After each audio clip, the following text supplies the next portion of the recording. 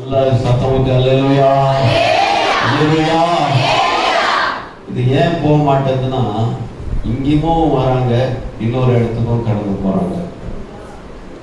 வேதம் சொல்லுகிறது, ஆண்டவர் இந்த இடத்துல உங்களுக்கு விடுதலை வச்சிருக்காரு. அல்லேலூயா அல்லேலூயா. இங்க வரவங்களுக்கு விடுதலை ஆவீங்க, இங்க வரவங்க சமாதானம் அடைவாங்க.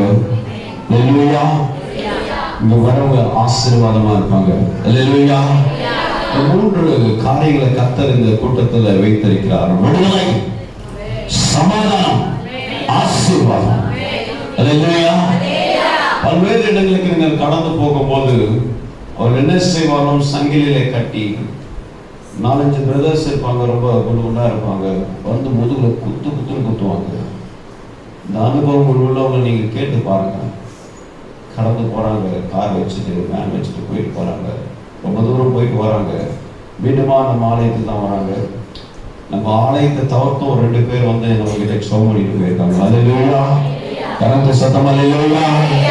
எனவே கிறிஸ்துவுக்குள் பிரியமானவர்களே, எதை சொல்கிறேன் என்றால், கர்த்தர், அல்லேலூயா, நான் அல்ல, குமாரன் விடுதலையாக்கினால், அல்லேலூயா, எனவே குமாரன் விடுதலையாக்க வல்லவராயிருக்கிறார்.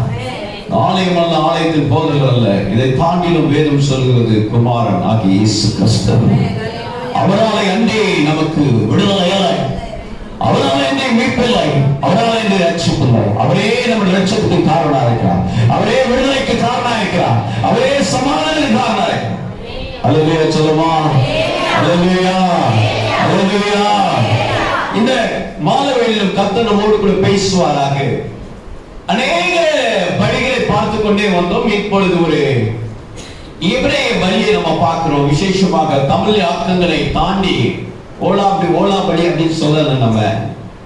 நம்ம எது சிதமா எல்லாமே வந்து குற்ற சர்வாங்க தகனபடி அப்படிதான் சொல்லியிருக்கோம், தமிழ் ஆக்கங்களை தான் சொல்றோம். ஆனா இப்பொழுது சொல்ல போற அந்த பலி பேரு எபிரேய பாஷையோட பலிதான். அது பேரு அல்லேலூயா. வேதம் சொல்லி வாசிங்க, ஆதியாகம புத்தகத்துல 22ஆம் அதிகாரத்தில் 14ஆம் வசனத்தை ஒரு வாசி கேட்போம். ஜெனசிஸ்.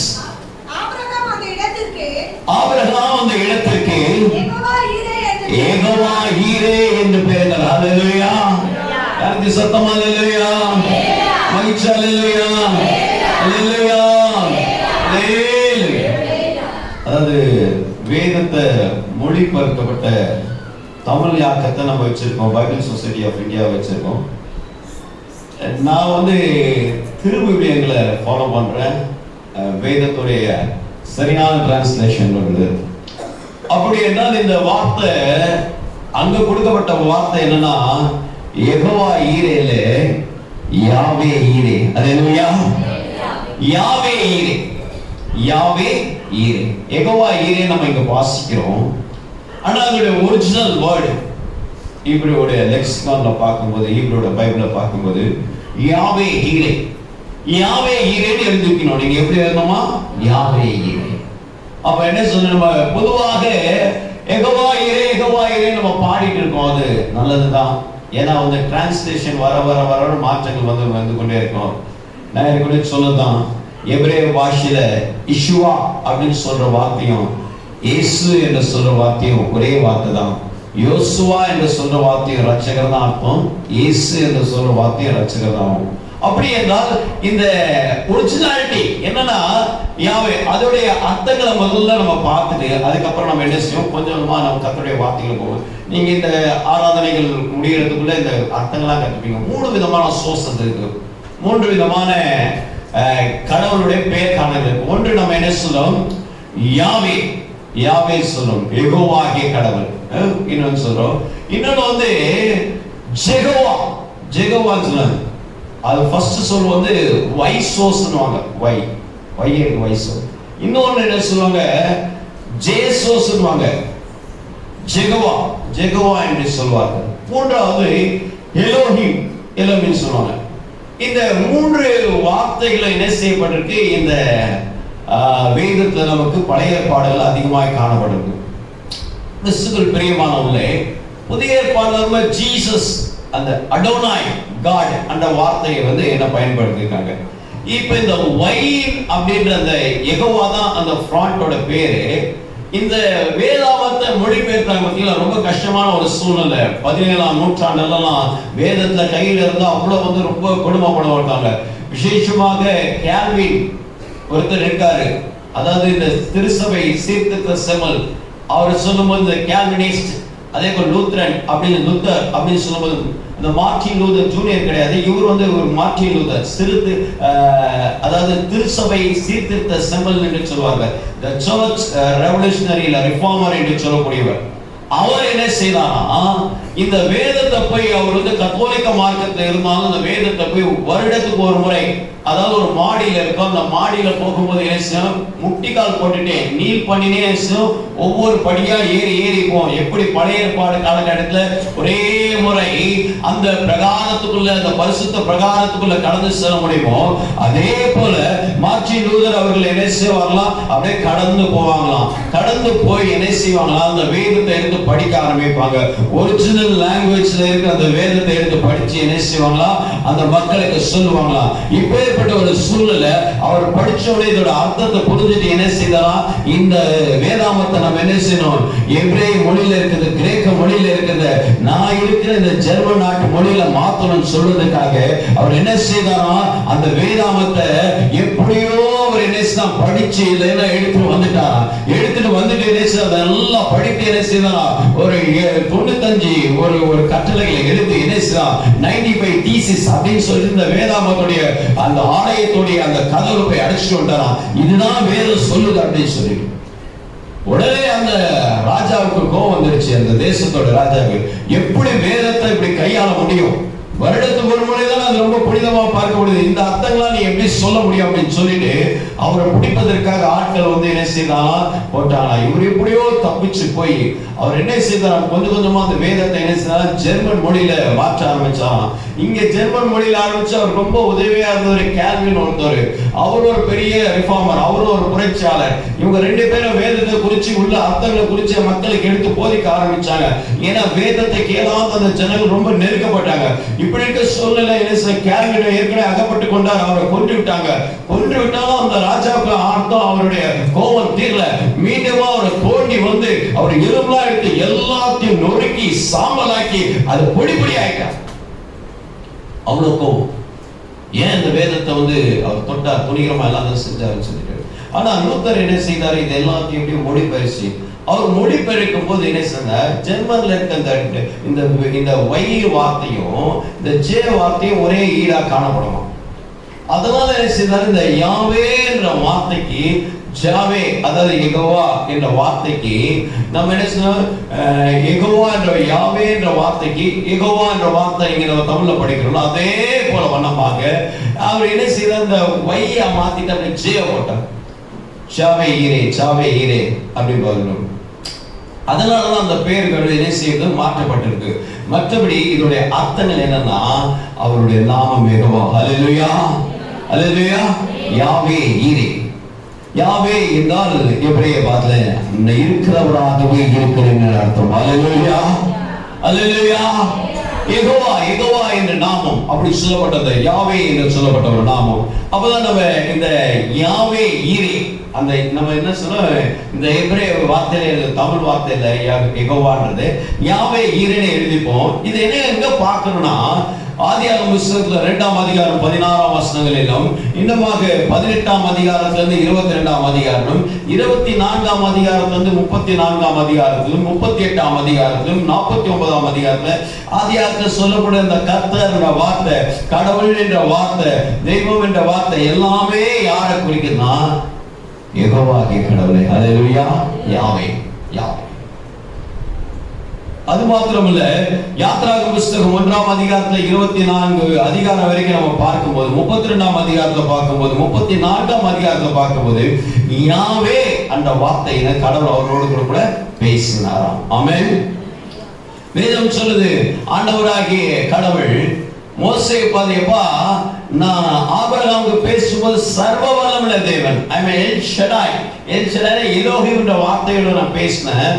ஆனா உன்கிட்ட நான் வெளிப்படும்போது யாவே நான் நாமம் யெகோவா என்று சொன்னார். அல்லேலூயா.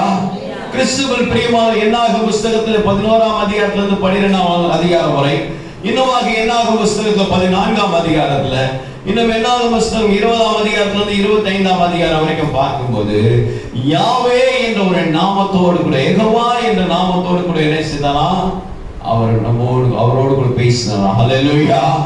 அருமையான தேவச்சனமே, இன்னைக்கு யெகோவா அப்படின்ற ஒரு வார்த்தை, நம்ம அந்த வார்த்தையை நம்ம என்ன செய்கிறோம், மேலே நாட்டுகளை பிடிச்சிட்டு நாங்க தான் யெகோவா விட்னஸ், நாங்கள் தான் யெகோவாவோட சாட்சிகள் என்று சொல்லி அநேகர் என்ன செய்றார், இயேசு கிறிஸ்துவை பத்தி அவங்க பேசவே மாட்டாங்க.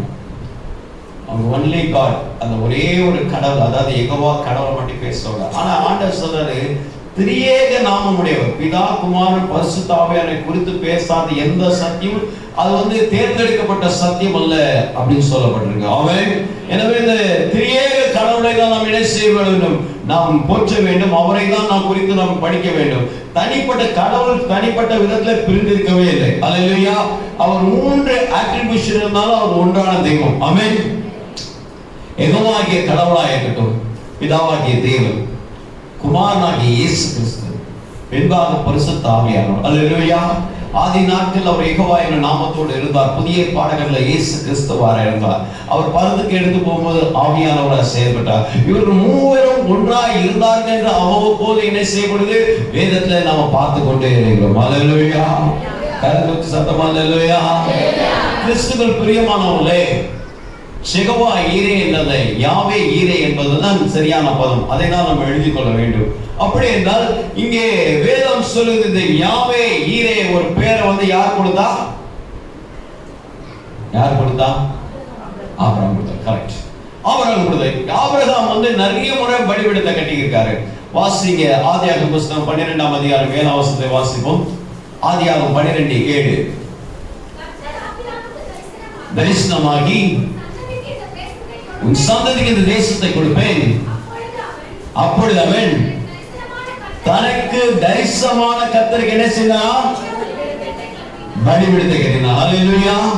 பாருங்க 12ஆம் அதிகாரத்தை பார்க்கணும். தனக்கு தரிசனமான கடவுளுக்கு ஏற்கனவே என்ன செய்தாரு, பலிபீடத்தை கட்டினார். அங்க ஒரு பேரை வைக்கல, தரிசனமாவது ஒரு பலிபீடம். தொடர்ச்சியா வாசிங்கம்மா 8ஆம் வசனம். பின்பு அவன் அவளிடம் விட்டு பெயர்ந்து பெத்தேலுக்கு கிழக்கே இருக்க மலைக்கு போய் பெத்தேல் தனக்கு மேற்காம் ஆயி கிழக்காம் இருக்க கூடாரம் போட்டு அங்கே கர்த்தருக்கு ஒரு பலிபீடத்தை கட்டி கர்த்தருடைய நாமத்தை, அல்லேலூயா, மீண்டுமா இன்னொரு பலிபீடத்தை கட்டுறாரு. அங்க ஆண்டவருடைய நாமத்தை தான் தொழுது கொள்ளாரு, பேரை வைக்கல. ஆமென். அல்லேலூயா. அல்லேலூயா. பாருங்க, முதல்ல தரிசனம் கொடுத்த தேவனுக்கு ஒரு பலிபீடத்தை கட்டாரு. ஆண்டவர் என்னோடு தரிசனமானாரு, நான் பலி செலுத்துவேன். ஆண்டவர் என்னோடு பேசினாரு, ஆண்டவருக்கு நான் பலி செலுத்துவேன். ஆமென். அல்லேலூயா. ஏன் நம்மளோட வாய்கள் சோத்திரம் ஆமென் அல்லேலூயா வர மாட்டேன்னா, ஆண்டவர் அவங்களோட கூட பேசுறார். வேதம் சொல்லுது, அவரோட பேசின தேவனுக்கு அவர் என்ன செய்ய, பலி செலுத்தினார். ஆமென். கர்த்தருடைய வார்த்தை உங்களை உண்மையா தொட்டார், கர்த்தருடைய வார்த்தை நீங்கள் உண்மையா கேட்டுக்கொண்டிருந்தால் நிச்சயமாக உங்கள் வாய்களிலிருந்து சோத்திர பலி வரும். அல்லேலூயா. எல்லாம் என்ன வராது, தனக்கு தரிசனமான தேவனுக்கு என்ன செய்தாரா, பலிபீடத்தை. அது மாத்திரமல்ல, வேதம் சொல்லுகிறது, வேதத்தை வாசிக்கிறோம், அங்கே அவர் நாமத்தை தொழுது கொண்டார். ஆண்டவர் நம்ம துதிக்க வந்துட்டானா நம்ம வாயை திறக்காம துதிக்க முடியாதுமா. சோத்திரம் இல்லாம துதி இல்லமா. சோத்திர பலியிடுகிறவன் என்னை மகிமைப்படுத்துவான். உதடுகள் பலியாகிய சோத்திர பலி எப்போதும் நமக்கு செலுத்த கடமை வேண்டும். வேதம் பழைய ஏற்பாடுல நான் கர்த்தரை காலத்தில் சோத்திரிப்பேன். உன் வாயில சோத்திரம் வரலனா, உன்னை பார்க்கிற ஆட்களை நீ சோத்திரம் சொல்ல முடியலன்னா, நீ ஆண்டவருக்கு ஆராதனை செய்வதற்கு தகுதி இல்லைன்னு அர்த்தம். உன் வாயில வரலன்னா கஷ்டம். வேதம் சொல்லுது, அவன் தொழுது கொள்ளும் போது அவருடைய நாமத்தை உச்சரிப்பான். ஆண்டவர் தகுதி உள்ளவர்களை அழைப்பவர் அல்ல, அழைத்தவரை தகுதி உள்ளவர். நம்முடைய தகுதி எல்லாம் ஆளணும், ஆராதனை ஆளணும். அல்லேலூயா. அல்லேலூயா. ஆராதனை வீரனை தான் கர்த்தர் கொண்டு போய் ராஜாவை மாற்றினார். வேதத்தை வாசிக்கிறோம். ஆதியாகமம் புத்தகம் 13ஆம் அதிகாரத்துல 18ஆம் வசனத்தை வாசிக்கும் போது, அப்பொழுது ஆபிரகாம் ஒரு கூடாரத்தை பெயர்த்து போட்டு எப்ரோனில் இருக்கும் மம்ரேயின் சமபூமியிலே சேர்ந்து குடியிருந்து அங்கே கர்த்தருக்கு ஒரு பலிபீடத்தை கட்டினார். வேதம் சொல்லுகிறது, 2 பேரும் பிரிறாங்க. பெரியும் போது ஆண்டவர் சொல்ல திரளாம் மாற்றம் ஒரு சந்ததி பூமியின் தூளை போல பெருக பண்ணுவேன். தேவன் பூமியின் தூளை என்ன ஒருவன் பூமியின் தூளை என்ன கூடுமானால் உன் சந்ததி என்ன பண்ணுகிறார் அவ்வளவுக்கு பெரிய ஒரு ஆசீர்வாதம் கொடுப்பேன் அப்படின்னு சொல்லும் போது எனக்கு ஒரு ஆசீர்வாதம் வரப்போதுன்னு நினைச்சோன்னு பலி செலுத்த ஆரம்பிச்சேன். ஆமென். அல்லேலூயா. நான் ஆசீர்வாதமா இருக்கிறவன் அப்படின்னு நினைக்கும் போது, ஆசீர்வாதத்தை தரப்போறாருன்னு நினைக்கும் போது, ஆசீர்வாதத்தின் சுகந்தவனை நான் நினைக்கும் போது நிச்சயமா நம்ம உலகம் என்ன வரும்? சோத்திரம். அல்லேலூயா. ஒரு வாயிலிருந்து என்ன வரும்? சோத்திரம். ஆண்டவரை துதிக்கிற வார்த்தை வரும். ஆண்டவரே துதிக்கிற வார்த்தை. அதுதான் வேதம் சொல்லுகிறது. When God going to extend Abraham's family, he began to build an altar and worship God. அவர் ஆண்டவரை என்ன தொழுது கொண்டு ஆண்டவருடைய நாமத்தை மகிமைப்படுத்துவாராக. வேதத்தை வாசிக்கிறோம். தரிசனமான கர்த்தருக்கு ஒரு பலிபீடத்தை கட்டினாரு. அவருடைய நாமத்தை துதிக்கிறது ஒரு பலிபீடத்தை கட்டினாரு. தன்னை என்ன விஸ்தாரமாக்கினார் என்ற ஒரு பலிபீடத்தை கட்டினாரு. இப்ப எத்தனை பலிபீடத்தை கட்டியிருக்காரு? எத்தனை பலிபீடம் கட்டியிருக்காரு? 3 பலிபீடம். இன்னொரு பார்ப்போம். ஆதியாகம புத்தகத்துல 15ஆம் அதிகாரத்துல 9ஆம் வசனத்தை வாசிப்போம். அதற்கு அவன் 3 வயது கிடாரியும் 3 வயது வெள்ளாட்டையும் 3 வயது ஆட்டுக்கடாவையும் 1 காட்டுப்புறாவையும் 1 புறா குஞ்சியும் என்னிடத்தில் கொண்டு வரும் என்றான். அல்லேலூயா. வேதம் சொல்லுது இங்கே ஆண்டவர் அவரோடு உடன்படிக்கை செய்கிறார். அந்த உடன்படிக்கை செய்யும் போது இவர் என்ன செய்தாரா? பலி செலுத்தினார். அல்லேலூயா. 18ஆம் வசனத்தை வாசிப்போம். அதே அதிகாரத்துல அந்த நாளிலே கர்த்தர் ஆபிரகாமோடு உடன்படிக்கை பண்ணி எகிப்தின் நதி துவங்கி ஐபிராத் நதி என்ற பெரிய நதி மட்டும் உள்ளது. அல்லேலூயா. அந்த உடன்படிக்கை பாருங்க, ஒரு பெரிய உடன்படிக்கை. அல்லேலூயா. யாருக்கு சத்தமா அல்லேலூயா? ஒரு பெரிய உடன்படிக்கை ஆண்டவர் என்ன செய்தார்? ஏற்படுத்தினார். இந்த உடன்படிக்கையில ஆண்டவர் சொல்றாரு, அவர் கேட்கிறார், ஆண்டவரே தேவரீர் என்ன தருவீர்? நான் பிள்ளை இல்லாம இருக்கிறேன். எல்லாம் அவர் செய்யறாரு, எல்லாமே செய்யறாரு. ஆண்டவருக்காக எல்லாம் செய்யறான். சில முறை நமக்கு தெரியும்ல, நம்ம மனசாட்சியை நம்ம கொஞ்சம் ஆண்டவருக்காக நான் உண்மையா இருக்கிறேன், ஆண்டவருக்காக நான் எல்லா ஊழியத்தை செய்யறேன், ஜெபத்துல எல்லா வார்த்தையும் எல்லாத்தையும் கலந்துக்கிறேன், ஆண்டவரோட ஊழியக்கார சொல்றதெல்லாம் நான் கீழ்படுகிறேன், எல்லா ஃபாஸ்டிங் நான் எடுக்கிறேன், எல்லாத்தையும் அனுசரிக்கிறேன், ஆனாலும் ஏன் எனக்கு இது நடக்க மாட்டேது அப்படின்னு சொல்லி நம்ம மனசே நம்ம கொடுத்தல. ஆண்டவர் சொல்றாரு, நீ பரிசெலுத்த ஆரம்பிச்சல. ஹல்லேலூயா. கர்த்தர் உங்களோடு கூட உடன்படிக்கை பண்ணுகிறார். ஆமென். உங்களுக்கு ஆண்டவருக்கு ஒரு அக்ரிமெண்ட் ஏற்படும். உங்களுக்கு ஆண்டவருக்கு ஒரு கவனன்ட் ரிலேஷன்ஷிப் கொண்டு வராரு. உங்களை கவனன்ட்குள்ள கொண்டு வராரு. ஆமென். அவருடைய அந்த பிரமாணத்துக்குள்ளே, அவருடைய தீர்மானத்துக்குள்ளே, அவருடைய உடன்படிக்கைக்குள்ள உன்னை கொண்டு வருவதற்காக நீ பலி செலுத்த ஆரம்பிக்கணும். அல்லேலூயா. அல்லேலூயா. அல்லேலூயா. கிறிஸ்துவுக்குள் பிரியமானவர்களே, ஒன்றை புரிந்து கொள்ள வேண்டும். கர்த்தனோட வாழ்க்கையில சில காரியங்களை கொஞ்சம் தாமதிக்கிறார் என்றால் அது தரமாட்டார்னு அர்த்தம் அல்ல. அல்லேலூயா. இன்னும் தரமா வரப்போகுதுன்னு அர்த்தம். ஆமென். அல்லேலூயா. கிறிஸ்தவ வாழ்க்கையில தோல்வி என்பது இல்லை, தாமதம் இருக்கும். There is no failure at all, there is no defeat at all, but there will be delay. நம்முடைய வாழ்க்கையில கொஞ்சம் தாமதம் இருக்கும். ஆமென்.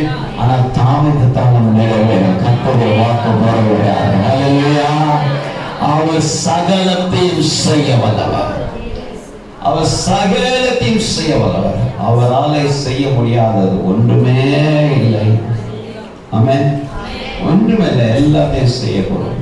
தேவனை எல்லாவற்றையும் செய்யக்கூடும். ஆண்டவர் சொல்றாரு, இந்த பலிபீடத்தை கட்டினார். அல்லேலூயா. எத்தனை பலிபீடத்தை கட்டியிருக்காரு? 4 பலிபீடத்தை கட்டினார். தரிசனமான கடவுளுக்கு ஒரு பலிபீடத்தை கட்டினாரு. ஆண்டவருடைய நாமத்தை தொழுது கொள்வதற்காக ஒரு பலிபீடத்தை கட்டினாரு. அது மாத்திரமல்ல, தன்னை விரிவாக்க போறான்னு சொல்லி ஒரு பலிபீடத்தை கட்டினாரு. ஆண்டவரோட ஒரு உடன்படிக்கை செய்யணும்னு சொல்லி ஒரு பலிபீடத்தை கட்டினாரு. ஆமென். இந்த பலிபீடத்தை கட்டும் போதெல்லாம் ஒரு பேர் வைக்கல, ஆனா இங்க ஒரு பேரை வச்சிருக்காரு, ஒரு ஸ்பெஷல். ஆமென். அல்லேலூயா. ஏன் இந்த பலி செஞ்சு இந்த நாமத்தை பலியை எடுத்துக்க முடியும்னா, அவர் செஞ்சதெல்லாம் பலிதான். ஆமென். அல்லேலூயா. அவர் கட்டதெல்லாம் பலிபீடம் தான். அதுக்கெல்லாம் ஒரு பேர் வைக்கல, இதுக்கு ஒரு பேர் வச்சிருக்காரு. ஏன் ஒரு ஸ்பெஷல்னா, இப்ப இவர் மட்டும் பலி செலுத்த போல அவரோட யார் வந்திருக்கு? ஆமென். அல்லேலூயா. அவருடைய குமாரன், அவருடைய மகன், அவருடைய நேசகுமாரன் கூட போயிருக்காரு. அல்லேலூயா. கிறிஸ்துவுக்குள் பிரியமானவர்களே, வேதம் சொல்றதுல ஒருவர் 1000 இருவர் 16, 2000 கூட சொல்லல, 16. கணவன் மனைவி அந்த ரிலேஷன்ஷிப், பெற்றோர் பிள்ளைகள் அந்த ரிலேஷன்ஷிப், ஒரு 2 பேர் ஜாயின் பண்ணிட்டாலே அங்க ஒரு பெரிய காரியம் நடக்கும். ஆமென், அல்லேலூயா. ஒத்தையா இருக்கிறதுல என்ன சேர்ந்து போறது ரொம்ப நல்லது. ஆமென். இதான் வேதம் சொல்லுகிறது.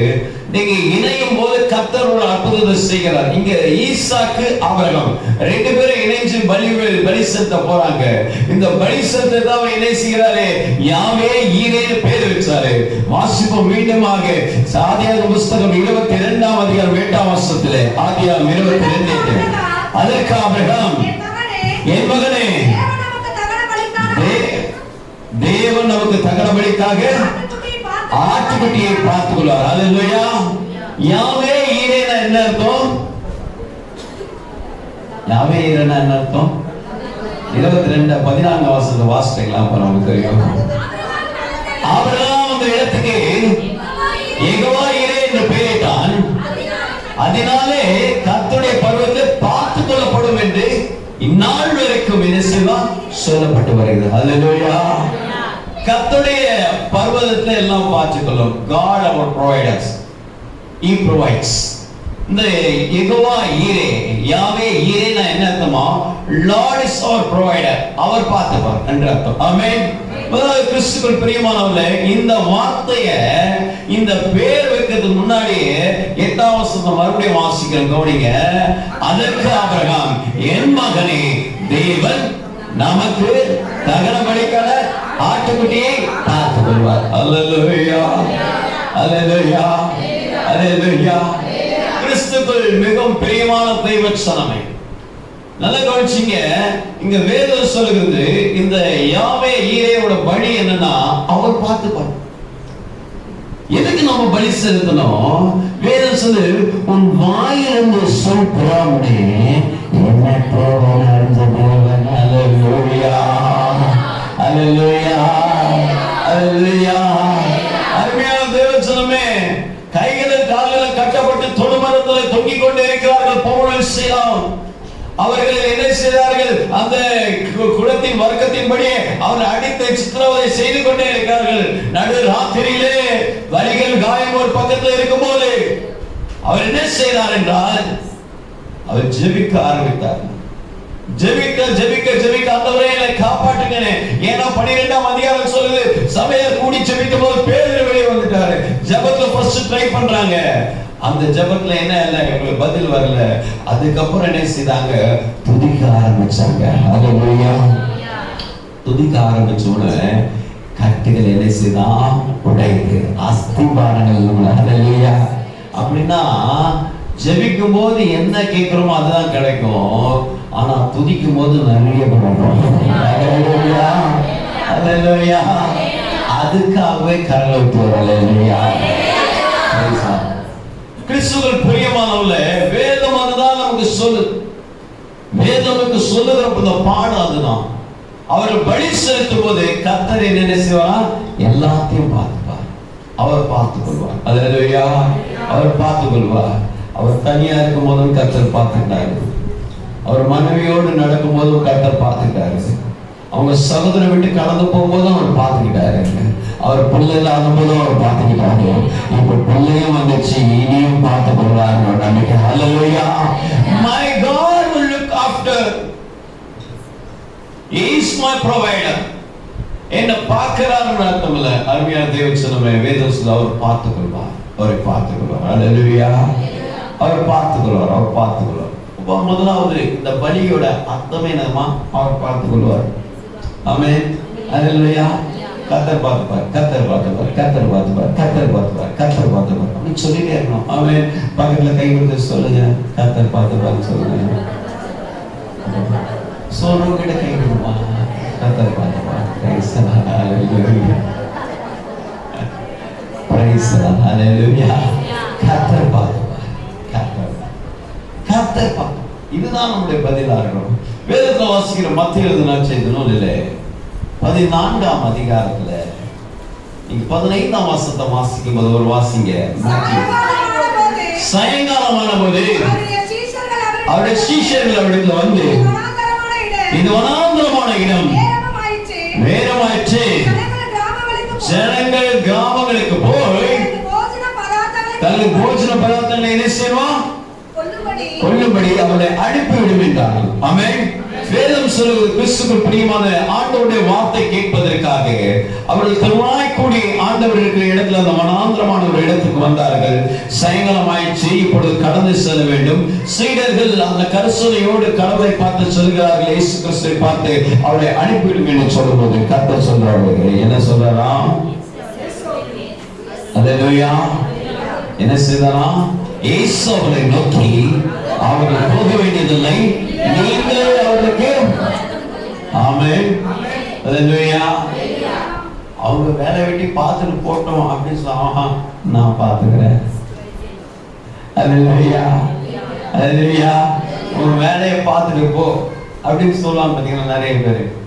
When we ask anything else, they will always replace, உனக்கு என்ன, mind your own business, உன்னோட வேலையை நீ பார்த்துட்டு போ, இது என் வேலை அப்படின்வாங்க. ஆமாம்.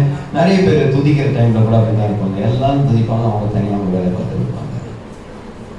அருமையான தேவச்சனமே, இன்றைக்கு கர்த்தர் சொல்கிறார், இந்த சீடர்களை கேட்கும் போது அங்க வேதம் சொல்லுகிறது, அவர்களுக்கு நீங்களே போஜனம் கொடுங்கன்னு சொல்லும் போது ஆண்டவர் சொல்றாரு, நீங்களே போஜனம் கொடுங்க அப்படின்னு வார்த்தை சொன்னாரு. இவங்களுக்கு என்னடா அது, நம்ம நல்லது சொன்னா ஆண்டவர் ரொம்ப மேலேயே போட்டாருன்னு சொல்லும் போது அதற்கு இவர் சொன்னாங்க, அதற்கு அவர்கள் இங்கே இடத்துல.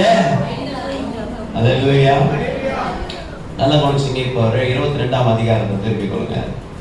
இவங்க பலி செலுத்த வரும்போது கர்த்தர் எல்லாம் பார்த்துப்பாங்கன்னு சொல்லிட்டு வெறும் கையோட வரல. வாட் they brought, என்ன கொண்டு வந்தாங்க? சூப்பர் பாருங்க, எது இல்லையோ அதை கரெக்டா சொல்றேன். என்ன சொன்னாரு ஈசாக்கு? என்ன சொன்னாரு? வாசிங்க பாப்போம். அப்பொழுது ஈசாக்கு, என் தகப்பனே ஆபிரகாமை நோக்கி, என் தகப்பனே என்றான். அதற்கு அவன், என் மகனே இதோ இருக்கிறேன் என்றான். அப்பொழுது அவன், இதோ நெருப்பும். அல்லேலூயா. அதாவது அவங்க பலி செலுத்த வரும்போது சும்மா போல என்ன எடுத்துட்டு போனாங்க? நெருப்பும் கட்டையும் எடுத்துட்டு போனாங்க. பலியாடி ஈசாக்கு தான் சொல்லிட்டு ஆபிரகாமுக்கு தெரியும். ஆனா பலிக்குள்ள உள்ள பொருள் யாருக்கு தெரியுது? ஈசாக்கு தெரியுது. ஆமென். அல்லேலூயா. சீடர்களுக்கு தெரியும், ஆண்டவராக இயேசு கிறிஸ்து பேச ஆரம்பிச்சுட்டாருன்னா, வார்த்தையை சொல்ல ஆரம்பிச்சுனா, ஜனங்களை தொட ஆரம்பிச்சுனா, அது எவ்வளவு பேர் வந்தாலும் அவங்களுக்கு என்ன செய்ய விடுதலை கொடுப்பாரு தெரியும். அதனால இவங்க போகும்போது சும்மா வரல, வரும்போது என்ன செஞ்சிருக்காங்க? 5 மீன் எடுத்துட்டு வந்திருக்காங்க. ஆமென். இந்த கம்பேரிட்டே பாருங்க. இங்க பலி செலுத்துறதுக்கு கட்டையும் நெருப்பு இருக்கு, இங்க அங்க ஆண்டவருடைய வார்த்தை கேட்பதுக்கு அப்போ மீன் இருக்கு. ஆமென். அல்லேலூயா. இங்க கட்டையும் நெருப்பு இருக்கு, இங்க என்ன இருக்கு? அப்போ மீன் இருக்கு. இங்க தெரியும் ஈசாக்கு தான் ஆடா இருக்க போதுன்னு சொல்லிட்டு ஆண்டவர் அவரு பார்த்தேன் கர்த்தர் பார்த்துக்கலாம்னு சொன்னாரு. இங்க இயேசு கிறிஸ்து தெரியும் உங்ககிட்ட என்ன இருக்குன்னு சொல்லிட்டு. அல்லேலூயா. பழைய ஏற்பாடுக்கு புதிய ஏற்பாடு ரொம்ப நல்ல ஒரு காரியம். நம்ம விசுவாசத்துல இதை புரிஞ்சுக்கொள்ள முடியும். நல்லா கவனிச்சுனா தான் புரிஞ்சுக்க முடியும். இங்க நல்லா சொல்லிட்டாரு, ஆண்டவர் எப்படியும் என் பிள்ளையை கைவிட மாட்டாருன்னு தெரியும். இங்க இயேசு கிறிஸ்து, நான் எப்படி உங்களை கைவிட மாட்டேன்னு சொல்றாரு. அல்லேலூயா. When this is the word, this is the law, then the gospel is a fulfillment. Amen. அது வாக்கியமா இருந்தா, அது வேதமா இருந்தா, அது கட்டளை இருந்தா, புதிய ஏற்பாடு நிறைவா இருக்கிறது, ஆசீர்வாதமா இருக்கிறது, கற்றுக்கொள்கிறவர்களா இருக்கிறது. அல்லேலூயா. அதை உணர்ந்து கொள்ள வேண்டும். அதை உணர்ந்து கொள்ள வேண்டும். இங்க கரிய நெருப்பு இருக்கு, நெருப்பும் கட்டையில இருக்கு, இங்க அப்பவும் மீன் இருக்கு. அல்லேலூயா. ஆண்டவர் சொல்றார், என்னிடத்தை கொண்டு வராங்க. அல்லேலூயா. அங்கேயும் கொண்டு போனாங்க, இங்கேயும் கொண்டு போனாங்க. அங்க ஆடை ப்ரொவைட் பண்ணாரு, இங்க அப்பத்தை ப்ரொவைட் பண்ணாரு. அல்லேலூயா. அல்லேலூயா. கிறிஸ்துவுக்குள் பிரியமானவர்களே, கர்த்தர் பார்த்துக்கணும். கர்த்தர் பார்த்துக்கணும். நம்ம கிறிஸ்துவர்கள் நினைக்கிறது என்னமா, நிறைய பேர் வந்து விசுவாசம் வாஞ்சியா இருக்கணும். நல்லா கவனிச்சுங்க. the faithful interestingly faithful இருக்கணும். ஆனா வந்து ஒரு மாதிரி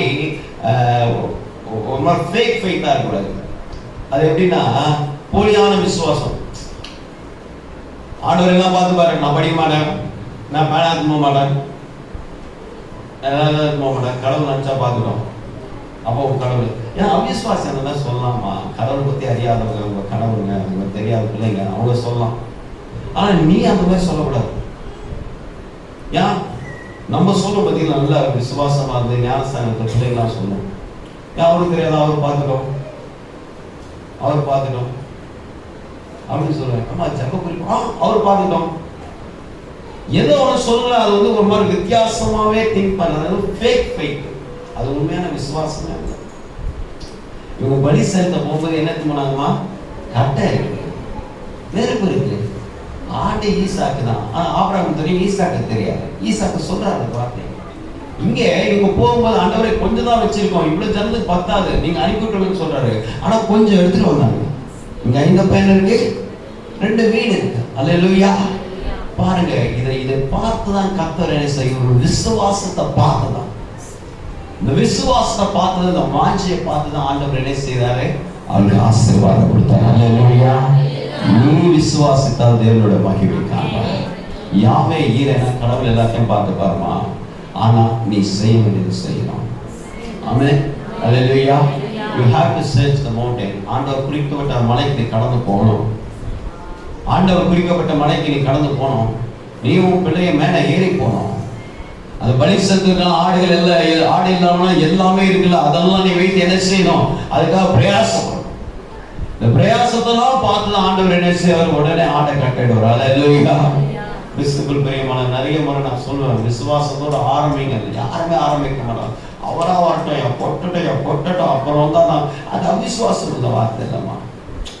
எல்லாம் இருந்து கட்டுறது வந்து அவிசுவாசமான காரியம் இல்லை. எல்லாரும் கட்டிடலாம், பிரச்சனை இல்லை. இல்லாத நிலையில நீ ஒன்று ஆரம்பிக்கிறது தேவை. உங்களுடைய இன்ட்ரெஸ்ட் கொஞ்சம் வச்சுட்டு ஆண்டவரை இதை நீங்க அதிகமாக ஆசீர்வதிக்கிறது, அந்த விசுவாசத்தை கடவுள் பார்க்கிறார்ல. அல்லேலூயா. வேதம் சொல்கிறது அவர் பார்த்து கொள்வார். இரண்டாவது பதில் அளிக்கிறார். நல்ல ஒரு அற்புதமான ஒரு வார்த்தை. இவர் பார்த்து கொள்வார் சொல்றீங்க பாருங்க. ஆபிரகாம் பதில் சொல்றாரு. எப்படி பதில் சொல்றாருன்னா, என்ன பதில் சொல்ற? கர்த்தர் பார்த்துக் கொள்வார். ஃபேக்கா சொல்ல என்ன சொல்லலாம்? தகனபலிக்காக. அந்த 8ஆம் வசனத்தை மறுபடியும் வாசிப்போம். அதற்கு ஆபிரகாம், என் மகனே, தேவன் நமக்கு தகனபலிக்காக பார்த்துக் கொள்வார் சொன்னாரா? ஆட்டுக்குட்டியை பார்த்துக் கொள்ளுன்னு சொன்னார். அவர் எதை பலி செலுத்தினாரே? ஆட்டுக்குட்டி தான் பலி செலுத்தினார். அங்க புறா குஞ்சு இல்ல, அங்க காளமாடு இல்ல. அவர் என்ன சொன்னாரோ அதுதான் எனக்கு வந்து பலி செலுத்தார். ஆமென். அல்லேலூயா. நல்ல கவனிச்சுக்கோமா. அவர் மாதிரி தகனபலிக்காக கடவுள் பார்த்துப்பார் அப்படின்னு சொல்லிட்டு அங்க ஒரு காளையை கொண்டு வந்து நிறுத்தல. தகனபலிக்காக கர்த்தர் பார்த்துப்பார் சொல்லி புறா குஞ்சுகளை கொண்டு வந்து நிறுத்தல. அவர் என்ன சொன்னாரு? ஆட்டுக்குட்டிய. அல்லேலூயா. 22வது அதிகாரத்தில் பார்க்கும்போது 13, ஆபிரகாம் தன் கண்களை ஏறெடுத்து பார்க்கும்போது இதோ பின்னாக முதலிலே தன் கொம்புகள் சிக்கிக் கொண்டிருந்த அல்லேலூயா ஒரு ஆட்டு. அவர் என்ன கேட்டாரோ அந்த ஆட்டு கடாவை கொடுத்தார். ஆமென். அவர் காளையை கேட்டிருந்தா காளையை கொடுத்திருப்பாரு. அவர் புறாவை கேட்டிருந்தா புறாவை கொடுத்திருப்பாரு. அவர் ஆட்டை கேட்டாரு, ஆட்டை கொடுத்தாரு. ஆமென். அருமையான தேவச்சனமே, பதில் அளிக்கிறார். இவ்வளவு அழகான ஒரு பதில் பாருங்க.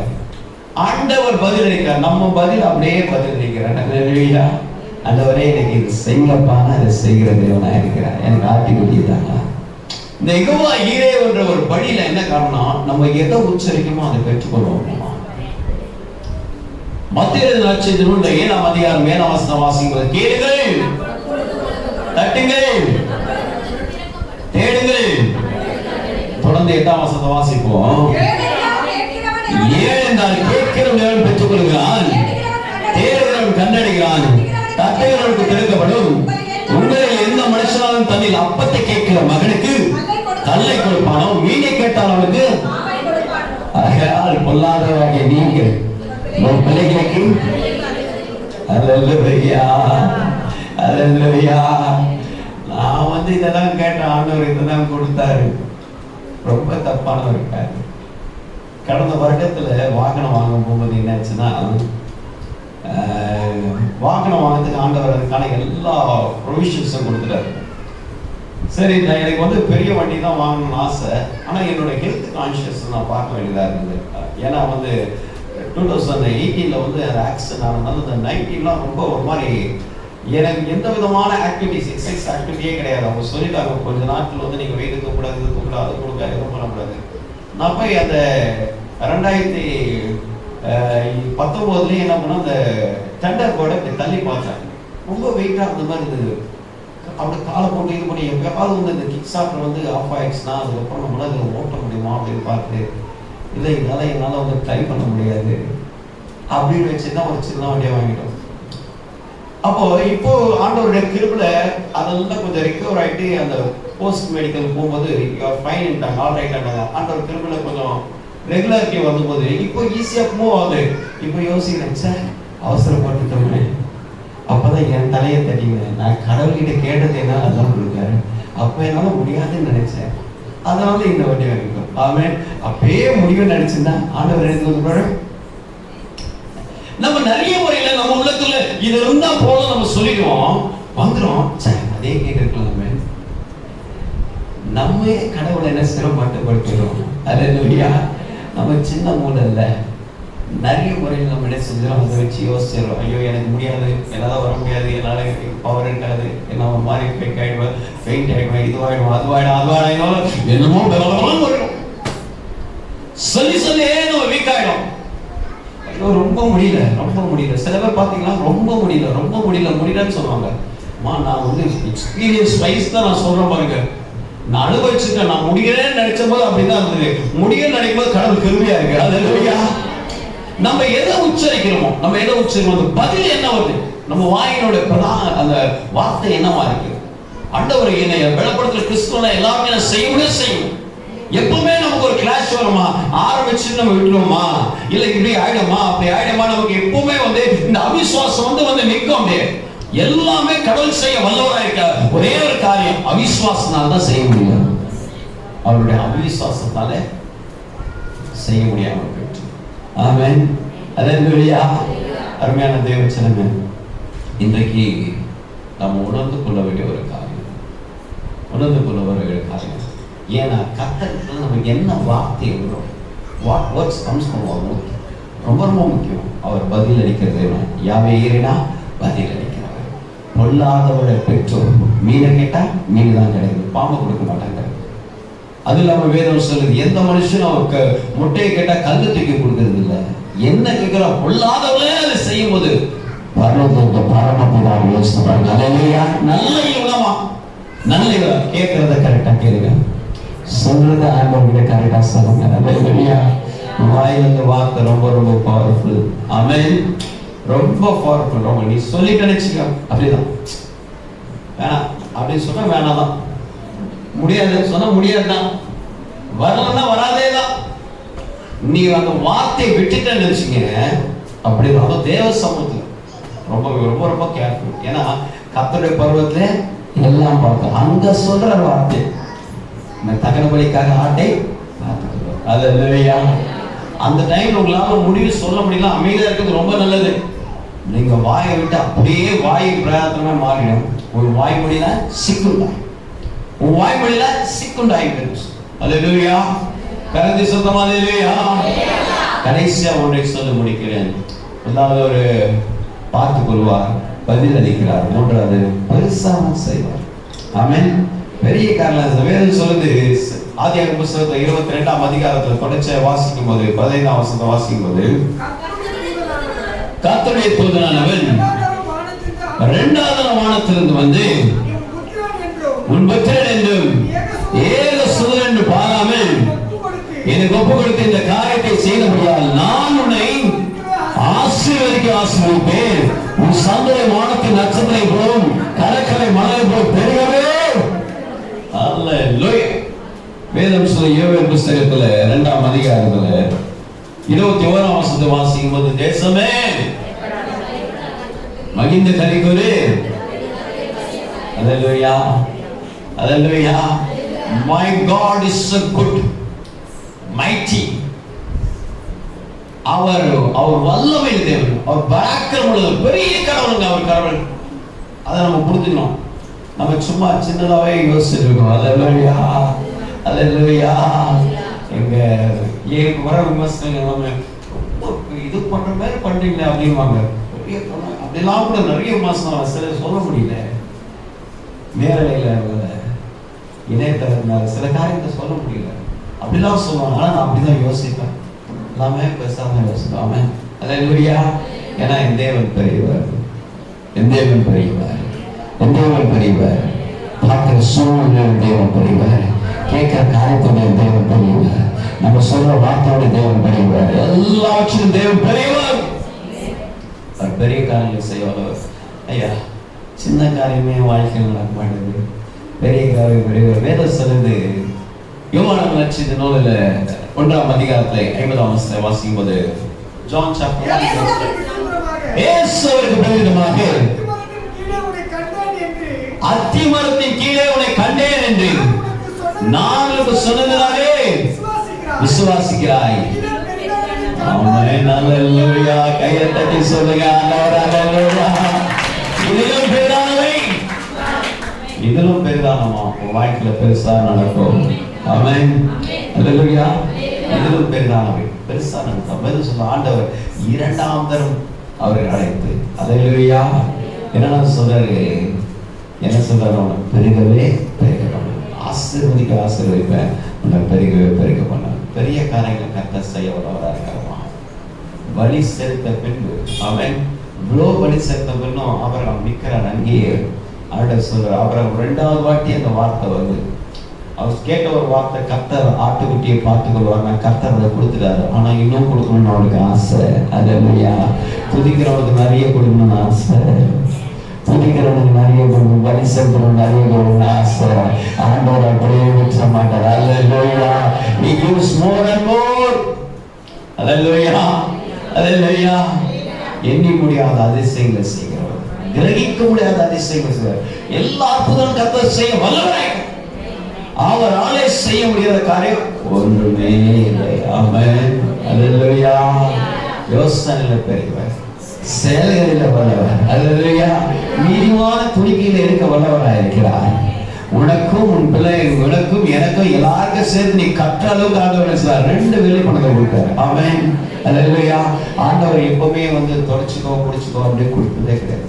நிறைவாக வேறு சொல்றது, நிறைவான வரும்போது ஒளிஞ்சு போற அளவுக்கு குறையெல்லாம் இல்லை, தேடி பார்த்தா கூட வேறு சொல்லு அப்படிதான் கொடுப்பாரு. ஆமென். எனக்கு பெருசா ஆண்டவர் கொடுப்பாருமா? நான் நீ பலி செலுத்தணும், நீ பலி செலுத்தணும், நீ பலி செலுத்தணும். உதவின் பலியாக சோத்திரபலி, உதவின் பலியாக சோத்திரபலி எப்போதும் சோத்திரம் சொல்லணும். ஆமென். கர்த்தர் உங்களை ஆசீர்வதிப்பார்.